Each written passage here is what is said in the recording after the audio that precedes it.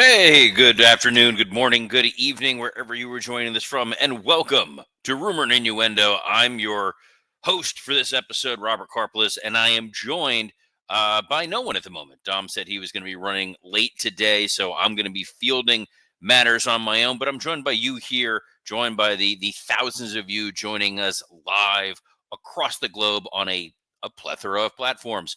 Those of you catching us at a later time on the audio format on iTunes, Spotify, and the like. So as I hi to some of the folks who are joining us here, Thigh Slaps and Steroids says, Moxley seized the Superstation just like the Germans attacked Pearl Harbor. Keeping with that nautical theme, E says, ahoy, mateys. Willie Thornbrew says, apparently, when John Moxley takes over a network, it's about as effective as a Tony Khan big announcement. 6'9" says, gotta love that TBS takeover that lasted about as long as me without Blue Chew. 6'9", you got to use that promo code RUMOR. Get your first month free. Dre Owens, the Dynamite follow-up. Did not expect some of those finishes from last night. Definitely some intrigue, some unique decisions that occurred there. Johnny Disco with a good day, R and I, and Wrestling Old Head says, good after morning to all. Cannot wait to hear from Robert and Dom. Have to hear what Dom and Robert have to say about Dynamite long-term booking or long COVID. And then Alt Jake with my sentiment, which is, so the Julia Hart vignette was good last night? Yeah, kind of a surprise. But more importantly, look who is joining us here. It's Mr. Dominic D'Angelo. Yes. Dom, you appear to be in a luxurious bathrobe. I'm uncomfortable. Oh, Batman and anything. It's a jacket. It's a jacket. Okay, it's a jacket. Bathrobe. Good. For a moment, this looked like this was between that and the purple. There was a totally different vibe going on there. You took off the bug. Perfect. Yeah, we were just doing a little bit of housekeeping, saying hi to everybody before you joined. But what a show we have for you today. Yes. Oh my goodness. You know what, Robert? I was just seeing my therapist, and I think I need a little therapy after Dynamite last night. I don't know. It's not my favorite. Let's just say that. Interesting episode of Dynamite, as Ron Ward has now branded you Dom Hefner. Hey, I don't know if I like that, considering. Oh no, Wrestling Old Head went with Dom Juan. Oh, I like that. I like that one. That's pretty good. And ladies, he is available. I am. Hey, not if you make noises like that, dude. I guess not. Yeah. And here's a comment from Reggie Bryan. We'll get to it later. But Harley is my guilty pleasure. Rack 'em up. We'll talk about that Harley Cameron promo, but we are going to start with the opening tag team match on Dynamite. Christian Cage and Adam Page, the Cage-Page connection, taking on White Juice. White Juice. Oh, man. Oh, my God. Speaking of White Juice. No, sorry. I'm sorry. Too early at the moment. Yes. Yeah, Robert. Go ahead. What's your initial thoughts on that opening bout? So when we talked about it yesterday, when that big stupid graphic was blocking our screen right around here, don't put it up again. I won't. Good. I said the whole story that was going into this pay-per-view match was we were supposed to see a different Hangman Page going up against Jay White. So that battle plan, that was sort of the mystery. That was the intrigue to tune in and pay your hard-earned $40, $50 for this pay-per-view. And instead, we just got it in a tag match that the heels needed the help of Mama Wayne in order to actually win. So while the match itself, very competent, strong tag team match, the booking did not make a ton of sense to me. Yeah, I'm pretty with you on that. I think, it's cool to see all those guys come into play, and they had a good match, like that, from what it was, like the action and everything, and to that effect. And I do like the side story element of the commentators talking about like the perhaps tension between Nick Wayne and Kip Sapien for like the fatherly stuff of Christian Cage. But yeah, it just did not feel like a good building to the feud of Hangman and White, Jay White furthering it. And it just felt like, okay, stopgap thing, but it didn't make me any more invested into the feud itself, I would say. I understand that WWE used to do this a lot, where they would give you like, all right, the pay-per-view is this Saturday or Sunday. We're going to have the guys wrestle in a tag match. I hated it when they did it. It's less impactful here because, again, the intrigue was supposed to be, what is this new version of Hangman? Jay White beat Hangman Page, and now this is the guy, he's burned people's houses down. He's now refocused. He's now a different guy. It didn't feel particularly different. No, he felt like just a heel, but he didn't feel like a chaotic heel that what is Hangman going to do next kind of heel. It's just, hey, he's there and he almost lost by, his own petard, but he got cheated. Nefarious means cost them gave them the win. It just didn't, I don't know, just felt like a placeholder, and it wasn't an effective one. Something else that was ineffective are apparently the walls in Bridgeport, Connecticut. There was a backstage segment with Mercedes Moné and Camille and Chris Statlander where they brawled and fell through a wall that I'm guessing was made of graham cracker. I like graham crackers. I liked it more than this was like Shockmaster level of, like, they leaned on that a little bit and that thing just crumbled. It was kind of like in The Simpsons when the hurricane wiped out Ned Flanders' house and they all rebuilt it. The thing completely fell apart. Clearly, those contractors were the same folks that built this wall in Bridgeport, Connecticut. Well, at least we know where Springfield might be located at then in that state. Perhaps. It's very true. It's very possible. So this next segment was like 7 segments together. And here's what I noticed. On the one hand, I like that Tony Khan thought through what it is that we were getting. This idea that one thing leads to another, leads to another, leads to another. So you don't have a chance to stop and think. It's just a perpetual motion of story, of matches, of angles. That is the kind of stuff Tony Khan absolutely needs to be doing, that this is all interconnected within the same universe. I think there were elements of this that were good. I think there were elements of this that were lacking. But at the onset, from the beginning, it's a Will Ospreay promo, and that is a dude who, no matter what you give him, he connects with the crowd. Absolutely. He calls out Kyle Fletcher. Too many Kyles in one show. And then we proceed to tell about 7 different stories in this promo. So the story is, I let you sleep in my house during the pandemic. I took care of you, and this is how you repay me. Then it's, hey, you said you are not at all me, but you keep citing everything I did is why you're doing stuff. Pick a lane. Then it was, you've picked up my child from me with school before. I'm worried you're going to murder my kid. Is that what I hate Dominic D'Angelo, and I hate his podcast co-host, and I'm going to steal his moniker, and I'm going to call myself Mr. Pay-Per-View. So I'm sure Rob Van Dam's going to have some thoughts about that. A little bit, he might. Then, we're not done. We have like 42 more points to go.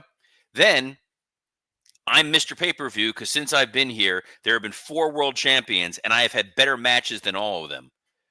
So we're burying the company. Fear not, we're not done yet. We're not done yet. We're not done yet. He's sitting at home watching what's going on TV with his son. His son holds his hands. He can't feel his hand because my hand. So he's paralyzed in the hand. Yes. That's not all. That's not all. No. We get Lance Archer and Brian Cage coming out. 3-on-1 situation. But wait, here comes Hobbs and Mark Davis, who were ready to go on the off chance that this off chance were to happen. But wait, there's more. Oh my God. Using promo code RUMOR, we got Roderick Strong attacking Lance Archer, which immediately starts the Falls Count Anywhere match with Roderick Strong and Lance Archer.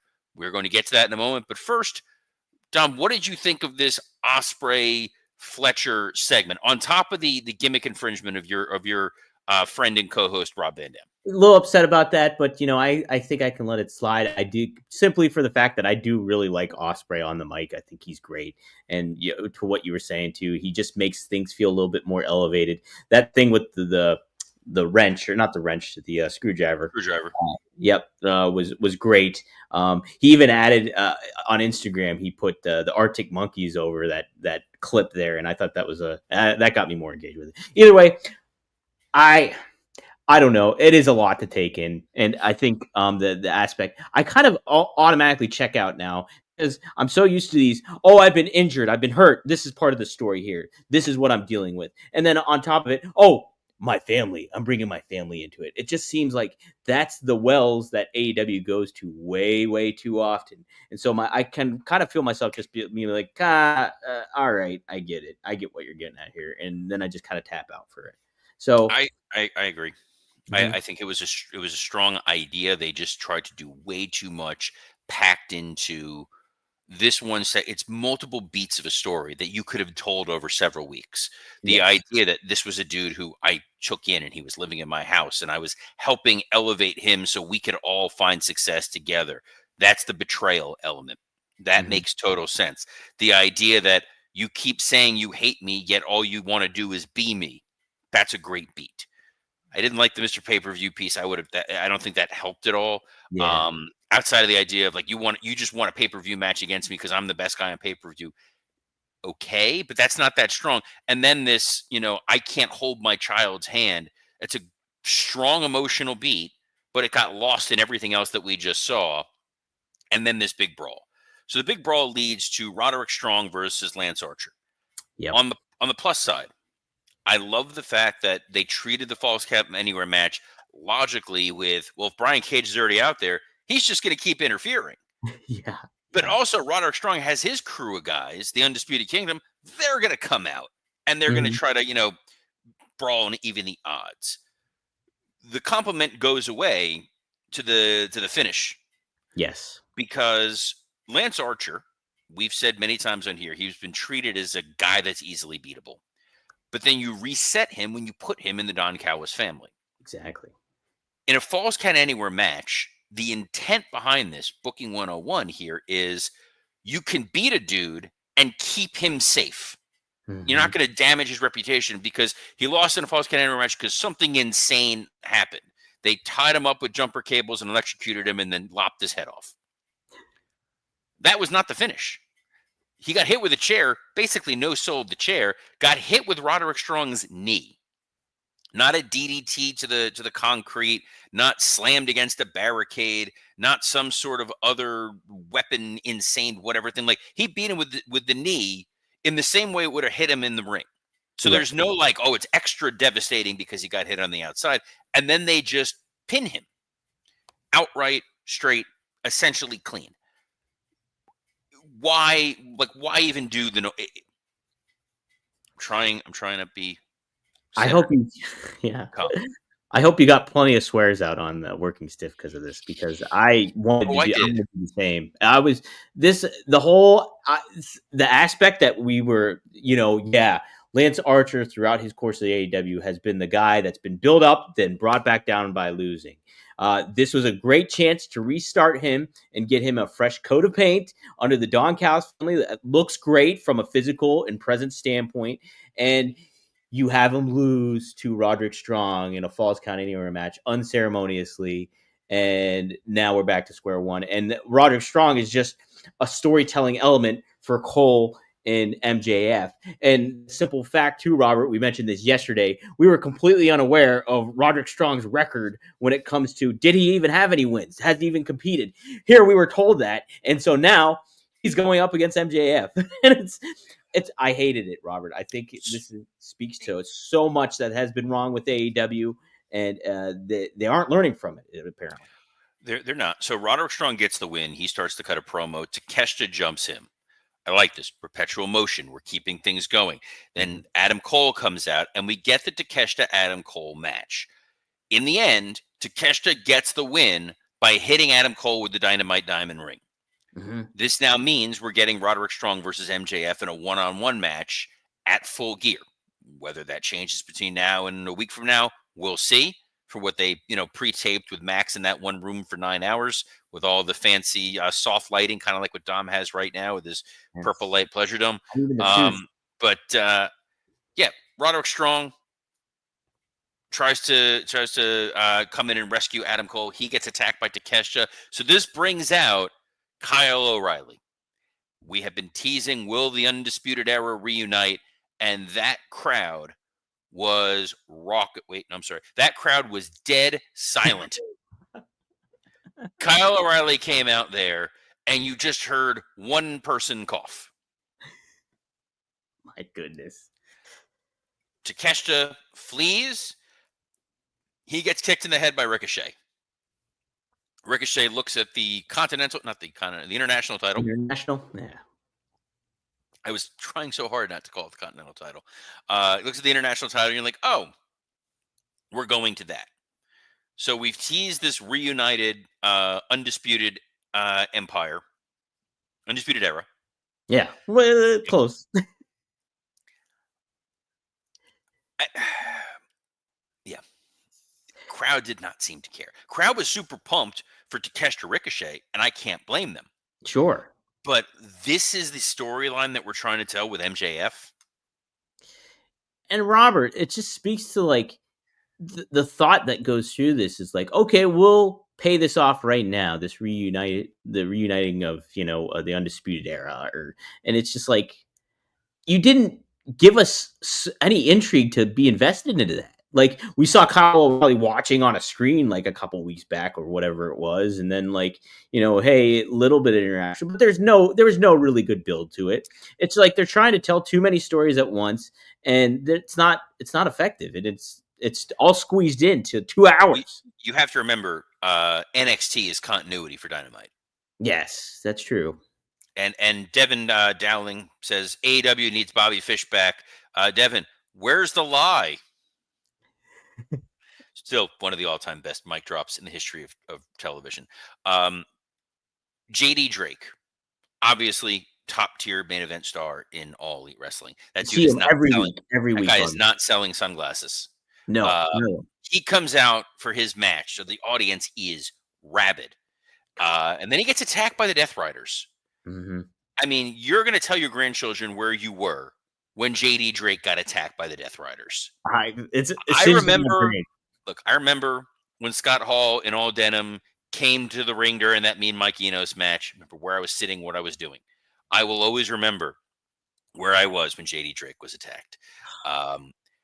These guys are supposed to be your A1 unstoppable juggernaut heel faction. Right. They are the folks who murdered Bryan Danielson. Mm-hmm. They put a plastic bag over his head. He's done. He's dead. They are the folks who the entire roster was waiting outside to confront, and they still somehow snuck into the building. For them to be effective, you can't be attacking JD Drake. Awful. It's just awful, Robert. And it's like, give us a big star to attack, or make it feel. We're joking about how Excalibur wears a mask in the text group, and it's like, rip off his freaking mask. Do crazy stuff that changes the dynamic of the show. And you're seizing the SuperStation. The only aspect that I took from seizing the SuperStation is Wizard of Oz is going to be played on dinner in a movie, and that took me back to the SuperStation. Other than that, this did jack crap for me, Robert. It's awful. Strong language. Awful. Yes, we don't need that kind of. I'll say it again. It's stiff language. And guys, speaking of stiff, our next sponsor, they need no introduction. You've seen the ads. You've heard us talk about it a million times, and I bet there's a big part of you, pun intended, that wants to try it. What am I talking about? Blue Chew. That's right. This isn't your grandpa's blue pill. This is the one, the OG chewable tablet for better sex. Blue Chew is a unique online service that delivers the same active ingredients as Viagra, Cialis, and Levitra, but at a fraction of the cost and in chewable form. Process is simple. Sign up at BlueChew.com, consult with one of their licensed medical providers, and once you're approved, you'll receive your prescription within days. Blue Chew tablets are made in the USA and prepared and shipped directly to your door. The best part, it's all done online. No visits to the doctor's office, no awkward conversations, and no waiting in line at the pharmacy. You can take them anytime, day or night, so you can plan ahead or be ready whenever an opportunity arises. Blue Chew wants you to have better sex. Discover your options at BlueChew.com, and unlike the Death Riders, you want to be locked and loaded and ready to go, stiff, feared, and effective. which is something you can't say about anything that we saw from the Death Riders, because Blue Chew wants the entire country rock hard, even Wheeler Yuta, even the guy who yells, "I'm not a pawn." They told us that's their mission. They will not stop until every man is bricked up like a brick house, till every tent is pitched, till every rod is raised. Discover your options at BlueChew.com. And we have a special deal for our listeners. Try Blue Chew free when you use our promo code RUMOR at checkout. Just pay $5 shipping. That's BlueChew.com, promo code RUMOR to receive your first month free. Visit BlueChew.com for more details and important safety information. And we thank Blue Chew for sponsoring this episode of Rumor and Innuendo. Ooh, thank you, Blue Chew. So John Moxley cuts this promo. Mm-hmm. Hey, Orange, you can't. He's Beetlejuice now. I don't care. You couldn't save Chuck Taylor. You couldn't save Willie Yuta. I'm gonna kill you. And then Orange Cassidy comes out there and he's like, "Yeah, we're gonna have a wrestling match, and I'm gonna beat you in a wrestling match."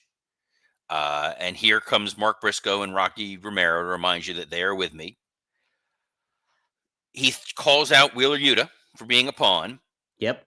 And then the Blackpool Combat Club, the Death Riders, flee. Because, again, they are a heel dominant faction that everybody is scared of, and they've taken over an entire SuperStation of programming.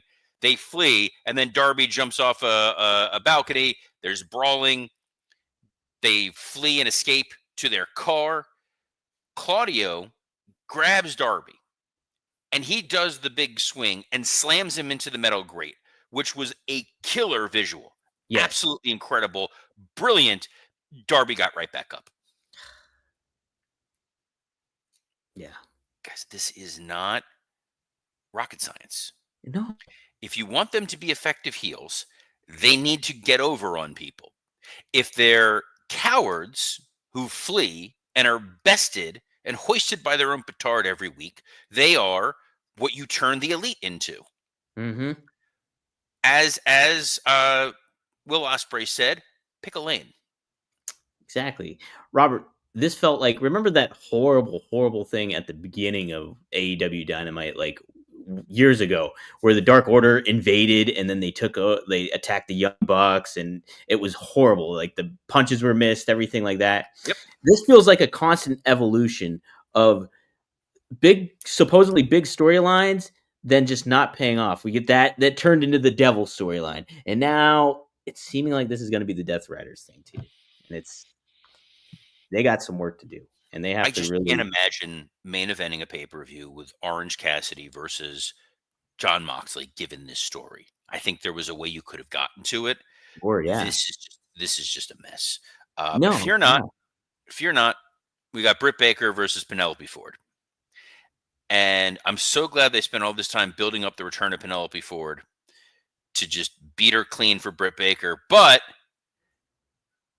If you are a Serena Deeb fan, seek help. Sorry, Serena Deeb calls out Britt Baker after the match, so we are getting the feud that the entire world has been hungering for.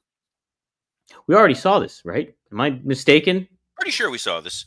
Yeah. No one cares. There's a comment from the Wrestling Old Head that says the answer is Vince Russo, bro. I'm pretty sure Vince Russo wrote this next segment. Let's go. Mina Shirakawa is in the back, and she is talking about how she has returned and she wants to celebrate with champagne. Harley Cameron confronts her, and the gist of this promo on a show that still cannot figure out how to build a sustainable women's division is both of them have large breasts. Yep. Therefore, they should wrestle, and then they both just start shaking their chests at the camera. Yeah, maybe they thought they were on like the Fox or something, and they did Jerry Springer. It's something from a bygone era. And here's the deal: wrestling for a long time, the Attitude Era, post-Attitude Era, that was the norm that you got from the women's segments. Right. Let's do a paddle on a pole match. Let's do a bra and panties match. Let's just have them running around barely dressed. It worked for a certain audience at a certain time frame. Here in 2024, where the audience in general takes the women seriously as active competitors, to do a segment like this felt jarring more than it felt like goofy and entertaining. Dynamite felt like a Benny Hill sketch without the urgency. Wow, well put. Speaking of lack of urgency, we got Swerve Strickland and Leo Rush. I thought yesterday that they were going to pay off Leo Rush getting the card and maybe joining with them. That did not happen. Swerve beat him clean and then made the cardinal sin of saying the name of the wrong town. And that wasn't even a cardinal sin. That was a Freudian slip, my man. Hey, Stanford. We know who you wanted to see this promo. We know where you want to be. We can't blame you. No. Bridgeport not happy about this. They just totally dump on the entire segment. You have MVP and Lashley trying to save this as the heels, but the crowd's cheering them because they want to see Swerve get beaten up. Shelton jumps Swerve. They're like, yes, take that. We're Bridgeport, which is known primarily for a pile of tires that may be on fire.